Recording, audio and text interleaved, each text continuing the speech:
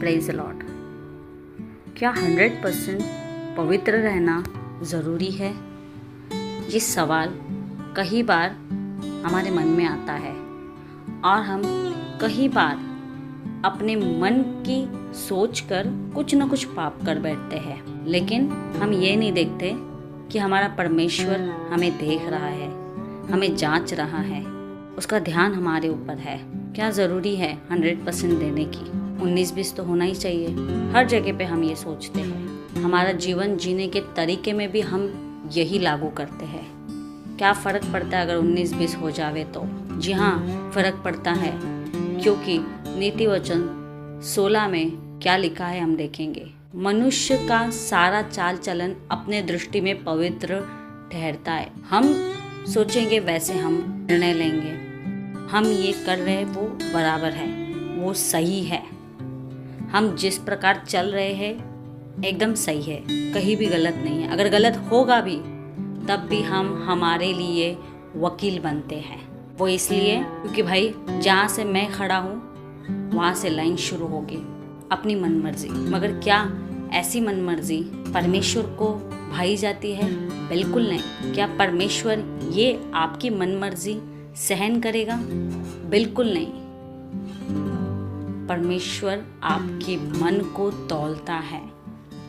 गहराई में जाके परमेश्वर देखता है कि आपके मन में क्या चल रहा है। गहराई में जाके परमेश्वर देखता है कि आप क्या सोचते हैं, आपकी सोच किस हद तक आगे जाती है। आप सोचते हैं कि मनुष्य को पता नहीं चलेगा, मेरे पास्टर्स है, सेल लीडर्स है, उनको पता नहीं चलेगा।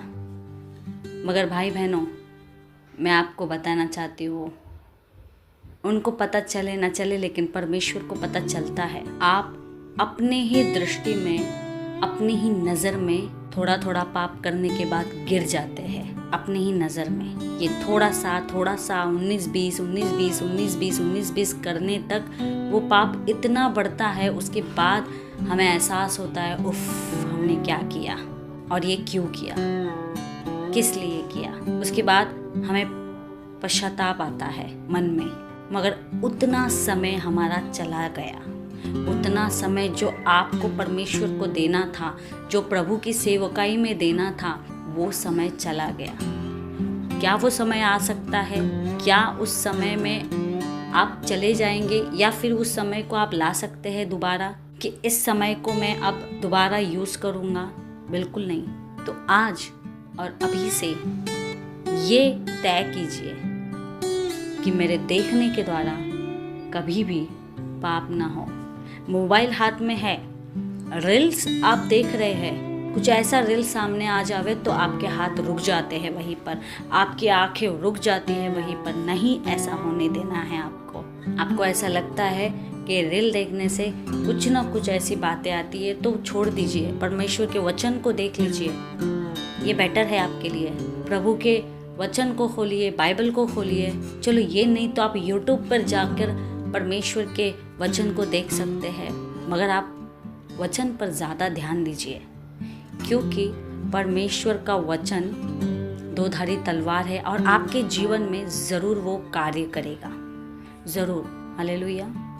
परमेश्वर आपको बदलेगा। हर बार अपनी ज़िंदगी में प्रभु के वचन को इस्तेमाल कीजिए। सुबह उठते ही बाइबल को खोलिए।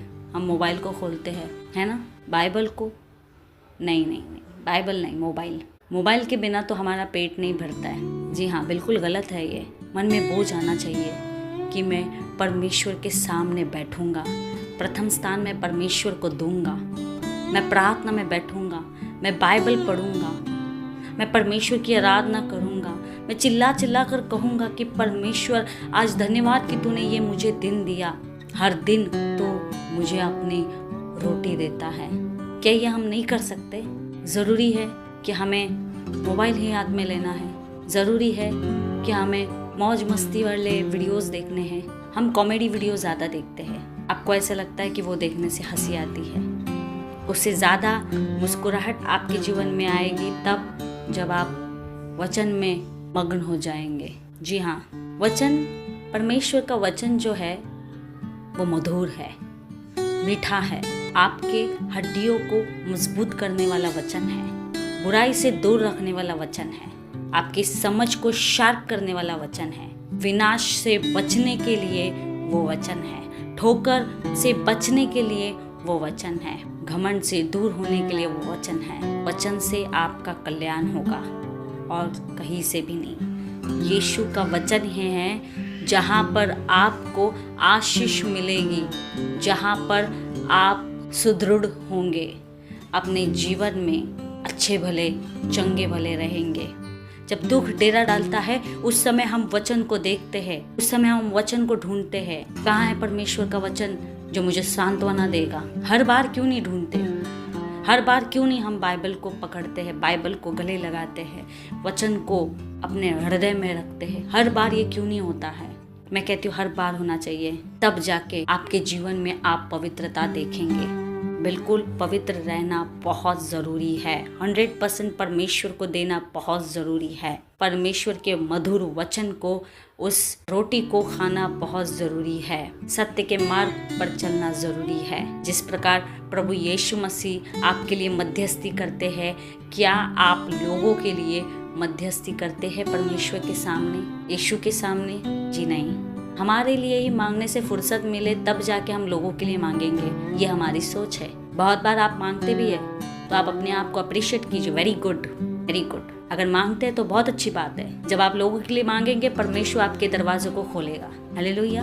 अपने जो होठ है उस होठों से प्रभु की स्तुति होनी चाहिए, उस होठों से पिता की महिमा होनी चाहिए। अगर कोई आपके लिए वचन कहता हो तो ये ग्रहण कीजिए कि ये मेरे लिए है, ये नहीं कि ये मेरे पति के लिए या मेरे पत्नी के लिए है। अपने आप के लिए रखिए परमेश्वर का वचन, तब हम अपने आप को बदलते हुए देखेंगे। अपने आप के लिए परमेश्वर के वचन को ग्रहण कीजिए कि हाँ ये मेरे लिए है। मैं हर बार ये कहती हूँ मेरे दीदी से कि आज दीदी मुझे ऐसा लगा कि ये वचन मेरे लिए है, ये वचन मेरे लिए है, क्योंकि मैं मेरे परमेश्वर के वचन का आदर रखती हूँ। मैंने ये कभी नहीं कहा कि ये सामने वाले के लिए है। उस वचन को रवंत करने का काम मेरा है, उस वचन को खाने का काम मेरा है। प्रभु की स्तुति हो। जय मसीह की।